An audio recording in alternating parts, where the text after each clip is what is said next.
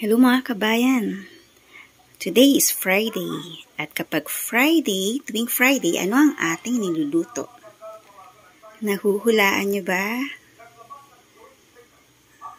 O, i-base nyo dyan sa ating mga ingredients kung nahulaan nyo kung ano ang ating niluluto tuwing Friday. Siguro hindi nyo mahulaan, ano? Anyway, gagawa tayo ng munggo or ginisang munggo. At since wala kaming ibang isasahog na baboy or manok, naisipan kong bakit ibahin naman natin ang isasahog natin sa munggo. Tulad nito, ito lang po kasi ang nasa freezer ko ngayon. Ito po ay longganisa. 5 pieces na longganisa na ni-slice ko lang po ng maliliit. Ayan. Tapos igigisa natin siya sa bawang at sibuyas. Tapos titimplahan po natin ng onion powder, patis or fish sauce, oyster sauce, soy sauce, and salt and pepper. Ayan. At syempre hindi mawawala ang ating munggo. Pero inuna ko na po siyang pakuluan. Para by the time na matapos tayo maggisa at maluto na yung ating mga sahog, pwede na po siyang ihalo dahil malambot na siya by that time. O ano mga kabayan, umpisa na natin ha. Mga kabayan, magsa-start na po tayo magluto ng ginisang munggo with longganisa. Ang first step po natin ay ipa-fry po natin itong mga sliced longganisa para mas masarap kapag ginisa na natin mamaya. Papainit lang po tayo ng mantika mga kabayan ha. Pag mainit na, saka natin ilagay.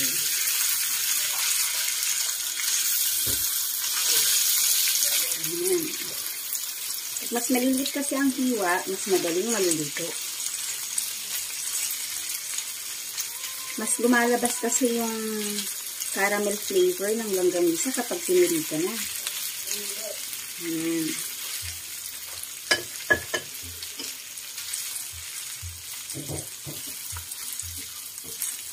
Halo-haloin lang po natin para hindi masunog. Basta konting dark brown lang po siya. Pwede na po yun. Para lumabas tayo yung caramel flavor ng ating longganisa. Ayan.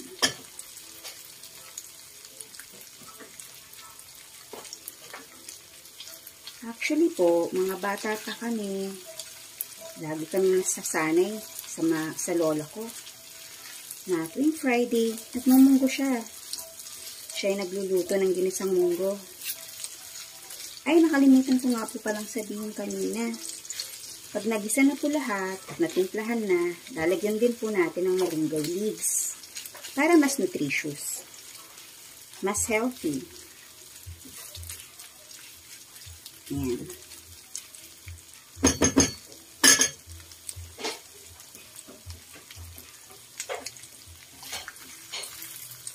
Kung nandito lang kayo, maamoy niyo po ang bango niya. Ayan.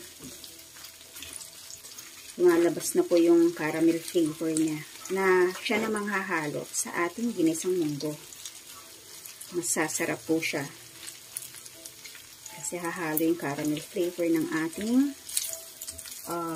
longganisa sa ginisang munggo. Lahat naman po ng klaseng sahog actually pwede sa munggo. Nung nasa probinsya nga po kami dati, ang hinalo nila sa ginisang munggo nila ay sardinas. At masarap din. Tapos nilagyan ng talbos ng kamote. O diba, ibang version naman yon. Pero dahil ito yung nasa ref, ito yung pinangsahog ko. Yan. Para meron din po tayong, ano bang tawag dito? Protein. Sabagay, protein din naman yung munggo. Ayan.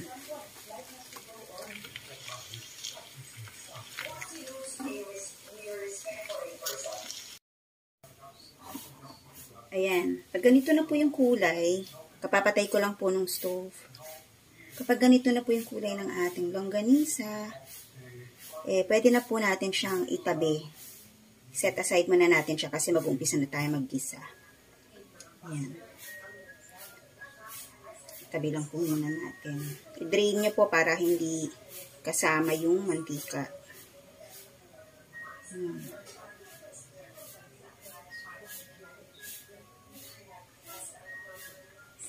Napalambot ko na nga po pala yung munggo. O, ano yung munggo natin. Para mamaya, sasama na natin siya sa paggisa. Ayan. Optional po, kung gusto niya rin lagyan ng pag tinimplahan nyo mamaya, tapos gusto niya lagyan ng garlic powder, pwede rin po yun. Kaya lang, naubos na yung garlic powder ko, kaya onion powder na lang yung sasama ko. Nataho kasi sa garlic powder yung mga anak ko eh. Nauubos agad. Ayan. Set aside lang po natin yung ating longganisa. Tapos, saglit lang po kukunin ko yung isang pan.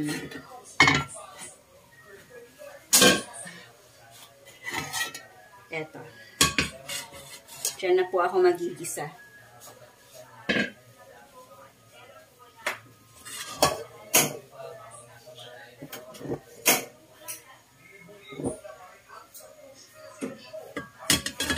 Yan, painit na po muna natin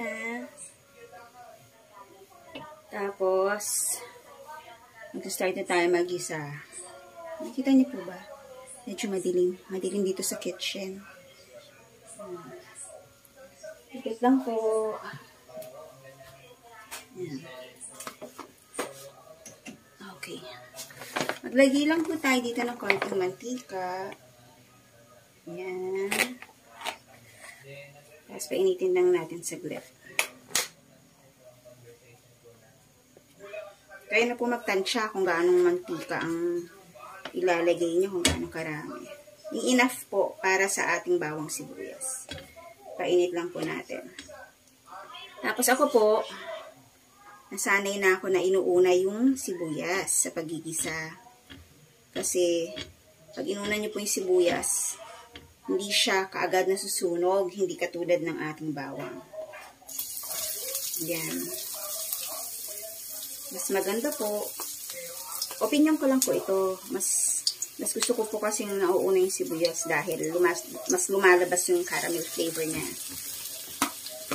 Caramelization po yung process na yon. Pag nag-caramelize yung onions, din po lumalabas yung sarap niya, yung flavor niya. Yan. Pero kung nasanay po kayo na bawang ang una, okay lang po.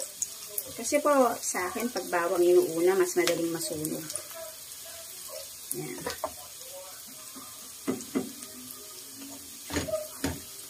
Gisa-gisa lang po natin yan. Igigisa niyo po siya hanggang maging transparent or translucent na yung mga onions natin. Yan. Medyo mas maganda kung low fire kasi mas lumalabas yung sarap niya. Nakita niyo po ba? Yan.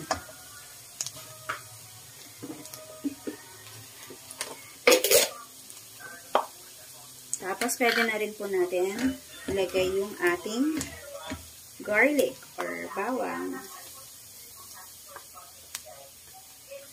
Ayan.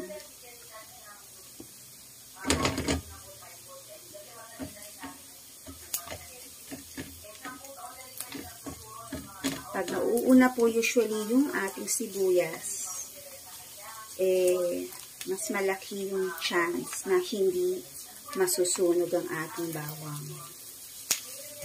Yan.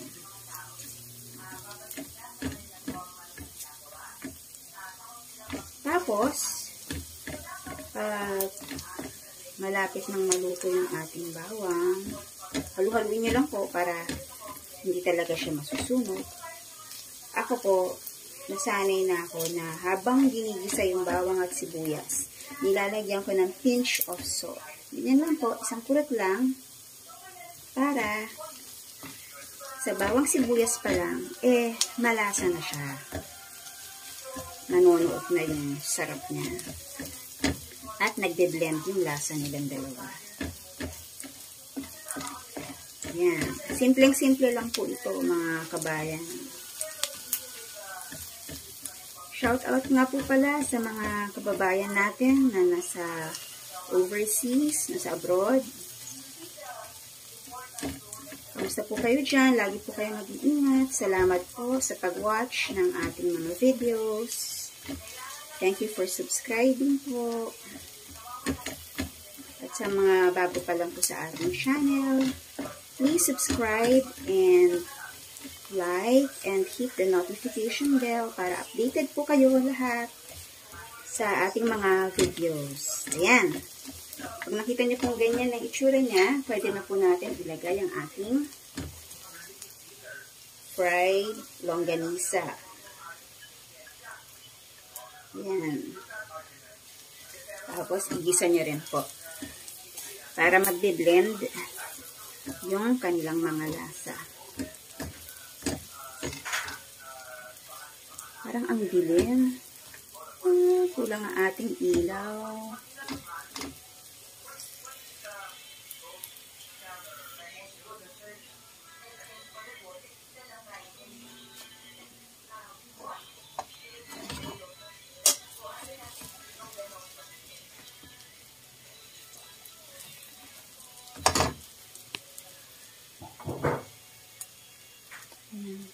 Okay. Wait lang po, ayusin natin.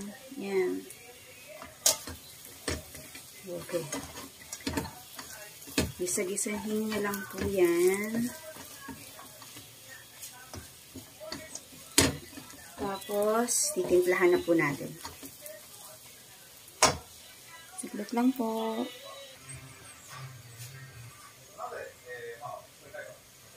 Okay.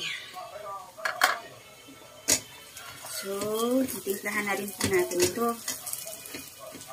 Ayan. Hinaalang po natin ng konting apoy.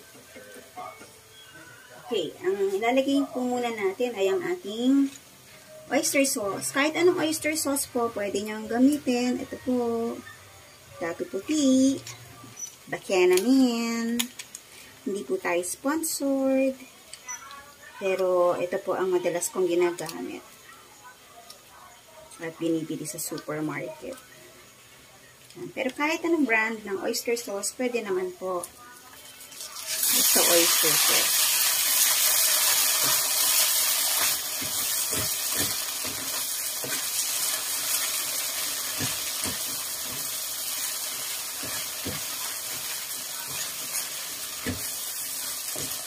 Tapos, lalagyan din po natin ng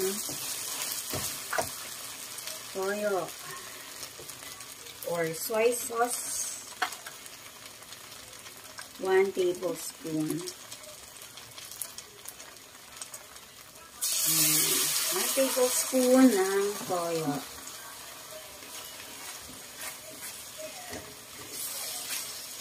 Ayan. Tapos po, halu-haluin niyo lang yan. Mix.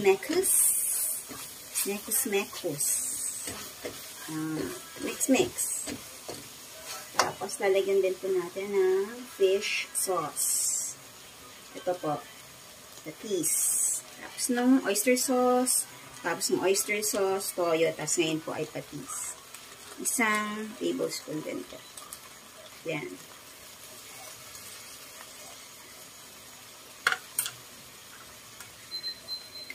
Tapos po, lagyan natin ng konting onion powder. Onion powder po ito Nakita niyo po ba? Onion powder. Wala po kasi ang garlic powder ngayon kaya ay, sarado pa pala.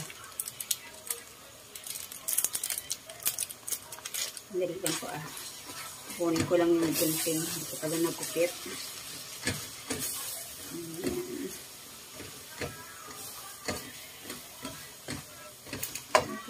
po. Kukunin ko lang yung gunting.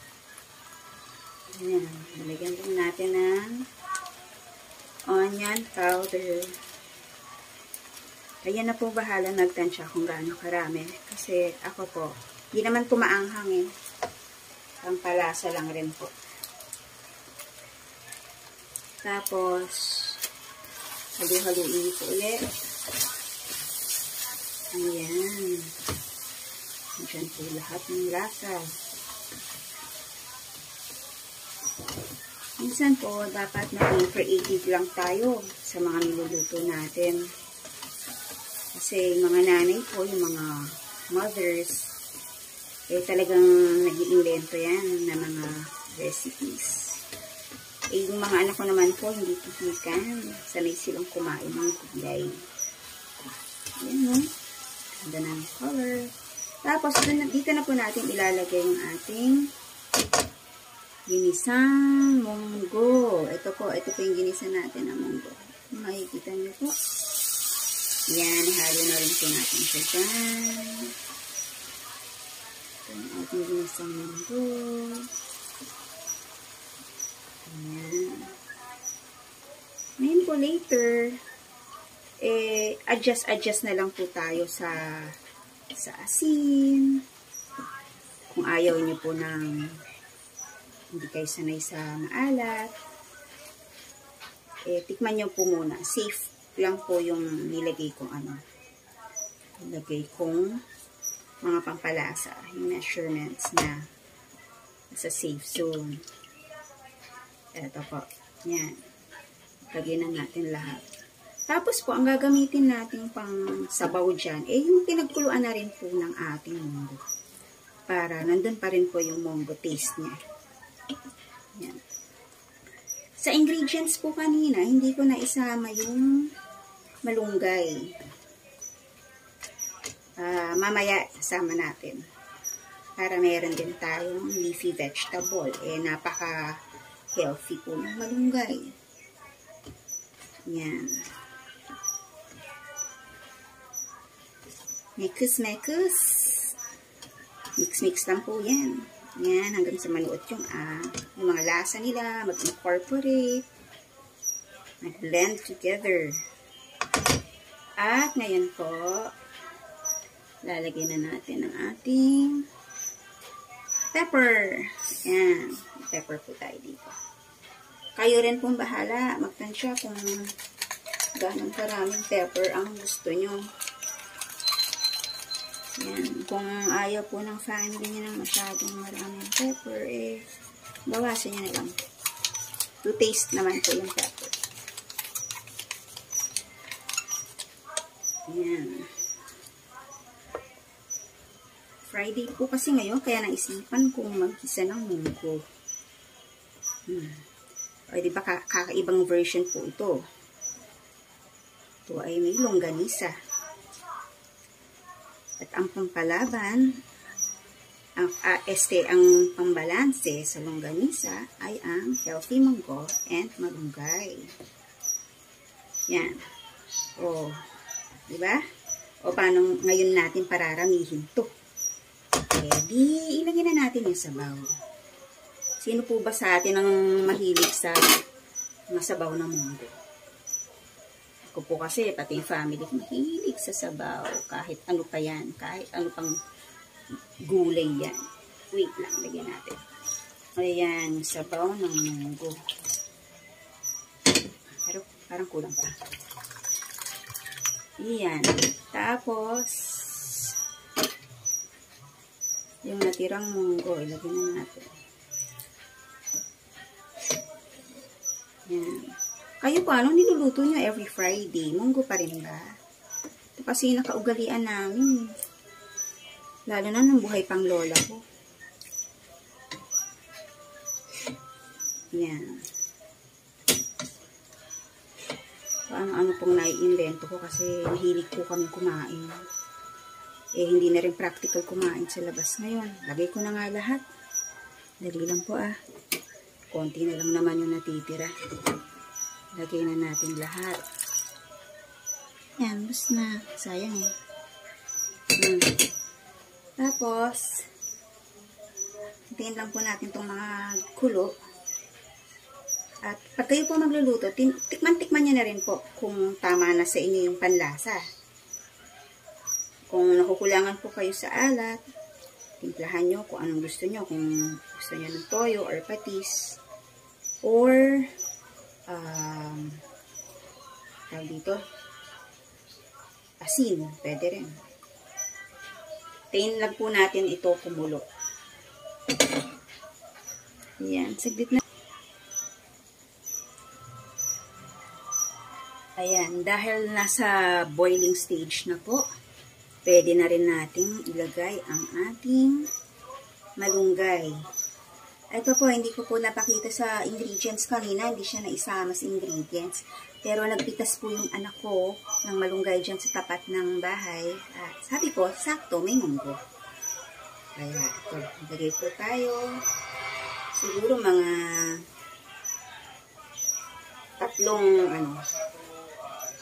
tatlong ganito. Yan, tatlong ganito. Or depende sa gusto nyo. Depende sa gusto nyo ng dami. Yan. Tapos, konting kulo na lang po yan at okay na. Kasi, madali na lang po ito dahil yung munggo natin luto. Na boil naman siya at malambot na siya. So, saglit na lang po ito. Yan, napaka-healthy naman po kahit na longganisa yung sahog natin. Pero nung tiknikman ko po kanina, parang gusto ko pa siyang dagdagan ng onion powder. Kaya, ito po, lalagyan ko uli ng onion powder.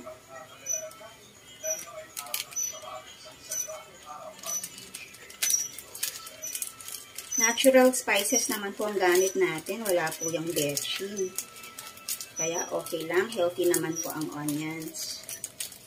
Yan. At lalagyan ko po uli ng pepper. Depende po sa panlasa nyo kung gaano karaming pepper ang gusto nyo. Nahilig po kasi ako sa pepper. Pero yung pepper na ganito lang po hindi yung labuyo. Ayoko ng siling labuyo. Hindi ako mahilig sa maanghang. Ayan. Ito po kasi nakaka-enhance ng flavor. Pag kulang pa po yung alat sa inyo, pwede nyo naman po dagdagan. Tikman-tikman nyo na lang po. Ayan. Masarap ang ating Mama ko po mahilig sa sa malunggay.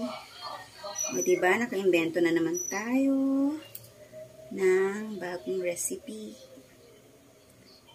Actually, matagal na itong recipe na to. Binuhay ko lang po ulit. Ayan. Kasi kahit naman pong anong sahog ang ilagay mo sa munggo, igigisa-gisa mo lang naman po yan. Yung iba nga po, naglalagay ng tinapa. O kaya chicharon. Nung pag isa-serve mo na sa bowl, lalagyan mo ng bubudbura mo ng chicharon sa ibabaw. Pwede rin po yung masarap. Saglit na lang po ito, mga kabayan. Alam niyo ba, mga kabayan, na napakasustansya ng ating malunggay. Marami po yung vitamins and minerals na binibigay sa ating katawan.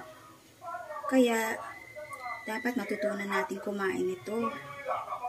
Kung mahal na sa palengke, marami po sa paligid. Pwede tayo humingi sa kapitbahay. Pero kami po kasi mayroong tanim sa harap. Kaya doon kami pumipitas. Kahit araw-arawin niyo po ang malunggay, naku, napakaganda sa katawan niya, napaka-healthy. O yan mga kabayan, diba? Luto na ang ating ginisang munggo. Protein and fiber. May leafy vegetable ka na nagbibigay ng fiber sa katawan. May munggo na nagbibigay ng protein. Ganon din po ang longganisa. Protein din po yan. O diba? Completos recados. Sasamahan mo ng kanin, carbohydrates. O. Ayan, sandukin na po natin.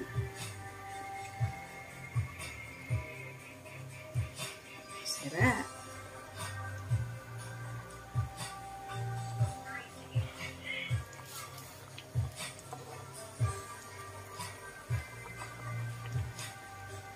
Sana po patuloy niyong subaybayan, patuloy niyong suportahan ang aking YouTube channel, Kabayan Goodwill. Kabayan Goodwill po ang pangalan ng YouTube channel natin. Sa mga bagong subscribers po, thank you po sa pag-subscribe at sa pag-like and pag-share ng ating video sa inyong mga friends. Shout out po sa lahat ng mga sumusuporta. Lalong-lalo na po yung mga walang sawang nag-aabang ng ating mga videos. Kaya pakihit na rin po yung notification bell para updated po kayo sa lahat ng ating mga activities and uploads. Thank you po mga kabayan.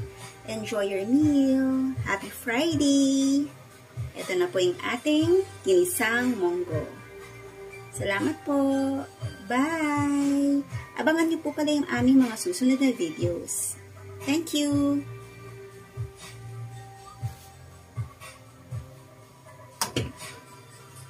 Bye!